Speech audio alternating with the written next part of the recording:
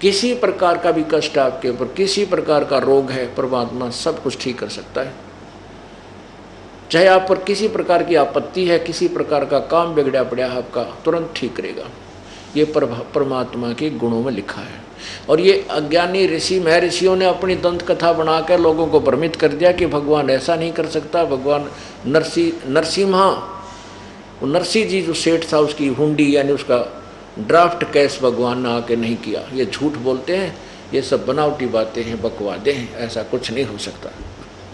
तो ये भोले व्यक्तियों ने ये सोचा भी महर्षि जी और गुरु जी ये बता रहे हैं सत्य होगी, तो उस अज्ञान सिद्धांत के आधार पर ये जनता नास्तिक होने लगेगी, गोटी सूटी लाने लग गए या भक्ति से विमुख हो गए और लाभ कोई मिला को नहीं। जबकि भगवान के गुणों में लिखा है कि परमात्मा जो चाहे सो कर सकता है, प्रत्येक प्रकार के कष्ट को दूर कर सकता है, प्रत्येक प्रकार के रोग को भी नष्ट कर सकता है। अब भगवान के गुण कहाँ लिखे हैं? वेद में, और सवसम वेद में, चारों वेदों में और सवसम वेद में। अब प्रसंग चल रहा है कि इन अज्ञानियों ने गट्ठा बैठा दिया कि परमात्मा ये नहीं कर सकता, वो नहीं कर सकता। अब आपको देखो, ज्ञान तो परमात्मा के परिचय के विषय में आपको मैं कंटिन्यूसली शब्द गा के अन्य कथाएं सुना करके काफ़ी इंटरेस्टेड बना सकता हूँ, लेकिन ये दास चाहता है कि आपको साथ के साथ सदग्रंथों से परिचित कराऊं, ताकि आप फिर मार ना खा जाओ, इन काल के दूतों के हाथ ना लग जाओ। इसके लिए देखिएगा यही ऋग्वेद, वैसे ऋग्वेद इसमें दिखाएं पहले, जो आपको पहले वाला दिखाया था।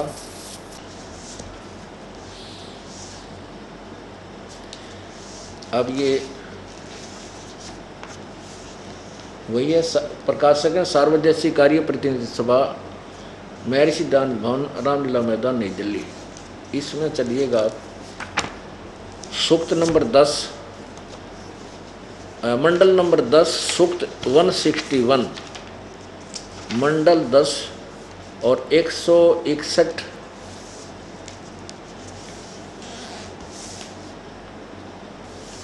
सूक्त का मंत्र नंबर 2, ये देखिएगा।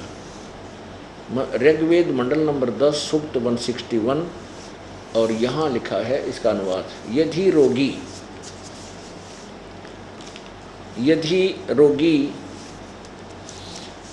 नष्ट जीवन शक्ति वाला हो गया है, यदि अथवा सीमा से परे चला गया है, यदि मृत्यु के समीप पहुंच गया ही है, तो भी उस रोगी को, ये भी मैंने वेद को छोड़ दिया। अब ये वेद कोई दवाइयाँ की किताब को ना, ये भगवान के विषय में जानकारी है। ये जो है आयुर्वेद की नहीं है, ये आयुर्वेद नहीं है, ये ऋग्वेद है, भगवान के विषय में जानकारी। आयुर्वेद में जड़ी बूटियाँ की लिखी है, लेकिन इसमें तो भगवान की ही महिमा गाई गई है। भगवान ऐसा कर सकता है, भगवान ऐसा कर सकता है। इन्होंने ऊट पटांग करके महर्षि दानंद वाली सोच के भगवान रोग राग नहीं काट सकता, दानंद ने यह छुरी ठोक रखी इनके अंदर, भगवान कुछ नहीं कर सकता। जब भगवान ऐसा अपंग है कि गाड़ेंगे उस भगवान नाम कौन तलाश करेगा उसकी, जब कुछ करे नहीं सकता। तो इन्होंने इसलिए यहाँ लिख दिया, मैं वैद। पढ़ने वाले ने सोचना कि वैद के बारे में लिख रखा, वैद तो रोग काटे दे भाई, ठीक है, हाँ ऐसे ही है। अब और दिखाऊंगा, प्रमाण दूंगा आपको, और भी महापुरुषों ने जो महर्षि दानंद के ही अनुयायी है उन्होंने ठीक अनुवाद किया है। ये एक आधा जो घना, जिसके घने वेद व्यक्ति थे ना, उन्होंने किसी ने टोक टाक दिया होगा, भाई लिख रखा है भगवान वेद का, भगवान रोग काटे, तो उन्होंने फिर चेंज कर दी इसमें। पहले शुरुआत में ठीक किया होगा, छापा होगा। अब देखो, उस रोगी को मैं वैद कष्टप्रद, ये वैद नहीं है, उसको मैं यानी भगवान कष्टप्रद रोग के पंजे से छुड़ा लाता हूँ, और 100 शरद ऋतुओं तक, यानी 100 वर्ष, 100 शरद ऋतु माने 100 वर्ष तक जीने के लिए इसको बलयुक्त करता हूँ। ये तड़ंगा कर रखा इनने, और इन्हीं के द्वारा, इन्होंने बाद में चेंज किया, वैद, सिर्फ वैद शब्द गलत लिखा है।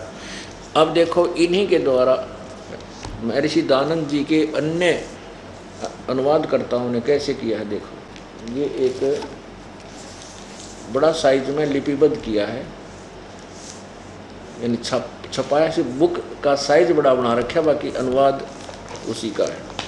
ये कहाँ से छपा है और देखिएगा।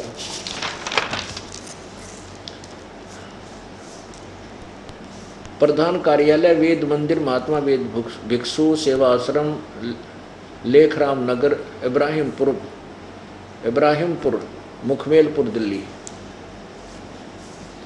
दयानंद संस्थान नई दिल्ली का प्रकाशन।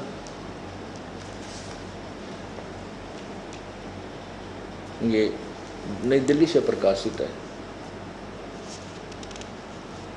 ये देखिए नीचे इसकी भूमिका में लिखा है, महात्मा वेद भिक्षु भारतेंद्र नाथ दान संस्थान करोल बाग नई दिल्ली से।